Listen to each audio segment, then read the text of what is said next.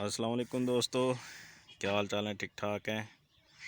आज माशाल्लाह जी बरसन की काश्त हो रही है, तो ज़मीन को पानी शानी लगा के जो उसको पानी को खड़ा करके तो उसके ऊपर जो छट्टा दे रहे हैं भाई।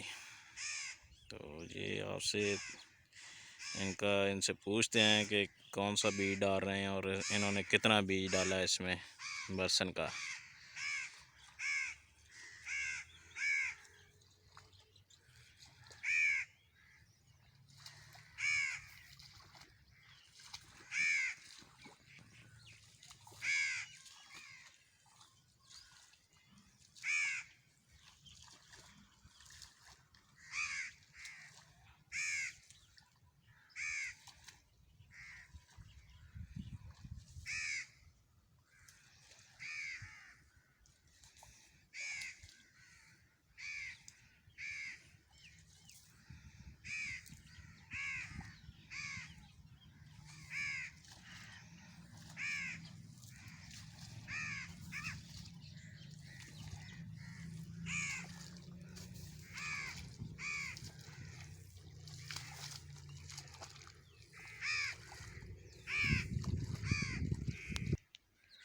अस्सलाम वालेकुम सदाम भाई।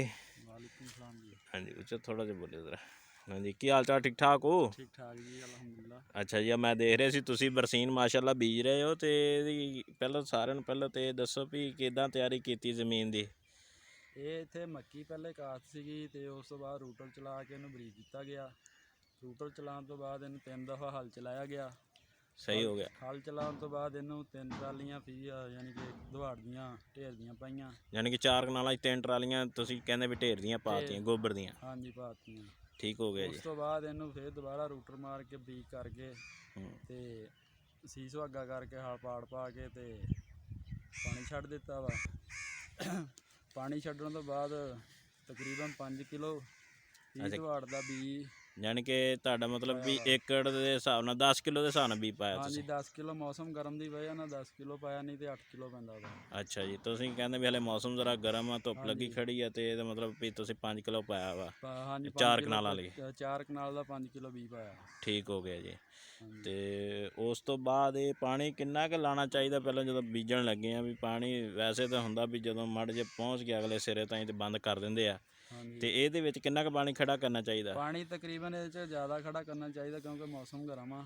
ਸਹੀ ਆ। ਉਹਦੀ ਵਜ੍ਹਾ ਨਾਲ ਪਾਣੀ ਅਗਰ ਜਲਦੀ ਖੁਸ਼ਕ ਹੋ ਜਾਏਗਾ ਤੇ ਬੀਜ ਯਾਨੀ ਕਿ ਉੱਗੇਗਾ ਨਹੀਂ ਸਹੀ, ਜਰਮੀਨੇਸ਼ਨ ਘੱਟ ਆਏਗੀ। ਉਹਦੀ ਪਾਣੀ ਜ਼ਿਆਦਾ ਇਸਤੇਮਾਲ ਹੋਊਗਾ ਤੇ ਢੇਰ ਢੂਰ ਪਾਇਆ ਵਾ, ਤੇ ਉਹਦਾ ਕਰਕੇ ਪਾਣੀ ਜ਼ਿਆਦਾ ਪਾਉਣਾ ਪਏਗਾ। ਠੀਕ ਹੋ ਗਿਆ, ਠੀਕ ਹੋ ਗਿਆ। ਅੱਛਾ, ਇਹ ਬੀਜ ਹੁੰਦਾ ਬਾਜ਼ਾਰੋਂ ਦੇ ਮਿਲਦਾ ਇਹ ਮਿਸਰੀ ਬੀਜ, ਉਹ ਤੇ ਲੌ ਥੋੜ੍ਹੇ ਦਿੰਦਾ ਹੈਗਾ। ਇਹ ਕਿਹੜਾ ਬੀਜ ਤੁਸੀਂ ਬੀਜਿਆ ਹੈਗਾ ਵਾ? ਉਹ ਬਾਜ਼ਾਰ ਲਾਓ ਤਕਰੀਬਨ 4-5 ਲੌ ਦਿੰਦਾ, ਮੁੜ ਕੇ ਖਤਮ ਹੋ ਜਾਂਦਾ। ਸਹੀ ਹੈ। ਇਹ ਆਪਣਾ ਘਰ ਦਾ ਕਾਲਾ ਬੀਜ ਰੱਖਿਆ ਸੀਗਾ ਜੀ। ਸਹੀ। ਇਹ ਕਿੰਨੇ ਕੁ ਲੌ ਦੇ ਜਾਂਦਾ? ਇਹ ਤਕਰੀਬਨ 7 ਤੋਂ 8 ਲੌ ਦੇ ਜਾਂਦਾ ਆਸਾਨੀ ਨਾਲ। ਅੱਛਾ ਜੀ, ਠੀਕ ਹੋ। ਵੈਸੇ ਤਾਂ ਦੇਖੋ ਤੇ ਅਪ੍ਰੈਲ ਦੇ ਸ਼ੁਰੂ ਦੇ ਵਿੱਚ ਹੀ ਉਹਦੇ ਮਿਸਰੀ ਬੀਜ ਤੇ ਮੁੱਕ ਜਾਂਦੇ। ਇਹ ਕਿੰਨੇ ਕੁ ਦੇਰ ਕਿਤੇ ਤੱਕ ਚੱਲ ਜਾਂਦਾ ਇਹ ਤਕਰੀਬਨ ਜੇਠ ਤੋਂ ਹਾੜ੍ਹ ਤਾਈਂ ਚੱਲਿਆ ਜਾਂਦਾ ਵਾ, ਅਗਰ ਇਹਨੂੰ ਪਾਣੀ ਛਾਣੀ ਜਰਾ ਲੱਗਦਾ ਰਵੇ। ਸਹੀ ਹੋ ਗਿਆ। ਖਾਦ ਖੂਦ ਜਰਾ ਜ਼ਿਆਦਾ ਪਈ ਹੋਵੇ। ਠੀਕ ਹੋ ਗਿਆ ਜੀ, ਠੀਕ ਹੋ ਗਿਆ। ਸਪਰੇਅ ਦੇ ਐਂਡ ਤੇ ਜਾ ਕੇ ਸੁੰਡੀ ਪੈਂਦੀ ਆ, ਫਿਰ ਉਹਦੇ ਨਾਲ ਖਰਾਬ ਹੁੰਦਾ ਵਾ, ਨਹੀਂ ਤਾਂ ਇਹ ਤਾਂ ਜੇਠ ਹਾੜ੍ਹ ਤਾਈਂ ਚੱਲ ਜਾਂਦਾ ਆਸਾਨੀ। ਅੱਛਾ, ਇਹ ਗਰਮੀ ਦੇ ਵਿੱਚ ਤੇ ਘਾਹ ਵਗੈਰਾ ਵੀ ਉੱਗ ਜਾਂਦਾ ਹੈਗਾ ਵਾ, ਤੇ ਇਹਦੇ ਵਿੱਚ ਹੁਣ ਉੱਗੇਗਾ ਘਾਹ ਕਿ ਨਹੀਂ? ਘਾਹ ਉਹ ਤੁਹਾਡੇ ਪੈਲੀ ਤੇ ਮਨਸਰ ਆ, ਅਗਰ ਇਹ 'ਚ ਜੜੀ ਬੂਟੀਆਂ ਹੋਈਆਂ ਤੇ ਜੰਮੇਗਾ। ਸਹੀ ਹੈ ਜੀ। ਤੇ ਅਗਰ ਪੈਲੀ ਦੇ ਵਿੱਚ ਨਾ ਹੋਈਆਂ ਤੇ ਨਹੀਂ ਜੰਮੇਗਾ। ਅੱਗੇ ਤੇ ਕਾਸ਼ਤ ਹੈਗੀ ਇਹ। ਸਹੀ ਆ। ਤੇ ਥੋੜਾ ਬਹੁਤਾ ਹੋਏਗਾ, ਲੇਕਿਨ ਮੌਸਮ ਅਗਰ ਠੰਡਾ ਹੋ ਗਿਆ ਤੇ ਬਰਸੀਨ ਖਾਦ ਪੈ ਗਈ ਤੇ ਚੜ ਜਾਏਗਾ ਤੇ ਠੀਕ ਹੋ ਗਿਆ। ਨਹੀਂ ਵਧੇਗਾ। ਮਤਲਬ ਤੁਹਾਡੇ ਕਹਿਣ ਦਾ ਵੀ ਜਿੱਦਾਂ ਜਿੱਦਾਂ ਸਰਦੀ ਵੱਧਦੀ ਜਾਏਗੀ ਗੰਦ ਜਿਹੜਾ ਉਹ ਨਹੀਂ ਜੰਮੇਗਾ। ਠੀਕ ਹੋ ਗਿਆ ਜੀ। ਹੋਰ ਇਹਦੇ ਬਾਰੇ ਕੋਈ ਤੁਸੀਂ ਦੱਸਣਾ ਚਾਹੋ ਵੀ ਹੁਣ ਜਦੋਂ ਇਹ ਹਲੇ ਤਾਂ ਹੈਗਾ ਅੱਜ ਤਕਰੀਬਨ 5-6 ਅਕਤੂਬਰ ਹੈਗੀ ਆ, ਤੇ ਜਦੋਂ ਫਿਰ ਇਹ ਕਿੰਨੇ ਕੁ ਅਕਤੂਬਰ ਤੱਕ ਜਾ ਕੇ ਫਿਰ ਇਹ ਬੀਜ ਘੱਟ ਪੈਣ ਲੱਗ ਪੈਂਦਾ ਵਾ? ਇਹ ਤਕਰੀਬਨ 15 ਕੁ ਅਕਤੂਬਰ ਤੋਂ ਬਾਅਦ ਜਾ ਕੇ ਬੀਜ ਘੱਟ ਯਾਨੀ ਕਿ ਪੂਰਾ ਪੈਣ ਲੱਗ ਪੈਂਦਾ ਵਾ। ਸਹੀ ਹੋ ਗਿਆ। ਤੇ ਬੀਜ ਵੀ ਵਿੱਚ ਕੋਈ ਨਾ ਕੋਈ ਨਕਸ ਹੁੰਦਾ ਵਾ, ਥੋੜਾ ਬਹੁਤਾ ਦਾਣਾ ਹਰਾ ਵੱਢਿਆ ਗਿਆ ਹੋਵੇ ਤੇ ਉਹ ਵਿੱਚੋਂ ਡੈਮੇਜ ਹੋਇਆ ਹੁੰਦਾ ਵਾ, ਉਹਦੀ ਵਜ੍ਹਾ ਨਾਲ ਬੀਜ ਜ਼ਿਆਦਾ ਪਾਉਣਾ ਪੈ ਜਾਂਦਾ। ਠੀਕ ਹੋ ਗਿਆ ਜੀ, ਠੀਕ ਹੋ ਗਿਆ ਜੀ। ਇਹ ਪਹਿਲਾਂ ਲਾ ਹੁਣ ਤੁਹਾਡੇ ਇਹਦੇ ਵਿੱਚ ਜਵੀ ਵਗੈਰਾ ਵੀ ਕੋਈ ਪਾਈ ਹੈ ਕਿ ਨਹੀਂ ਇਹਦੇ ਵਿੱਚ? ਹਾਂਜੀ ਜਵੀ ਵੀ ਪਾਈ ਆ ਇਹਦੇ ਵਿੱਚ, ਤਕਰੀਬਨ ਦਿਹਾੜੇ ਦੀ 3 ਕਿਲੋ ਜਵੀ ਪਾਈ ਆ।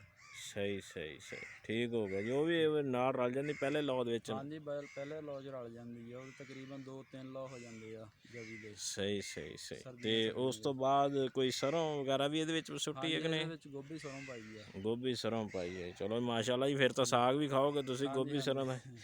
ਤੇ ਚलो ठीक होगा जी, बहुत मेहरबानी सलाम भाई। ओके जी, ओके दोस्तों, अगर हमारी वीडियो आपको पसंद आए तो हमारे चैनल को सब्सक्राइब करें, वीडियो को लाइक करें, शेयर करें। अगर कोई सजेशन है, कोई कमेंट है तो हमें कमेंट सेक्शन में बता दें। अस्सलाम वालेकुम।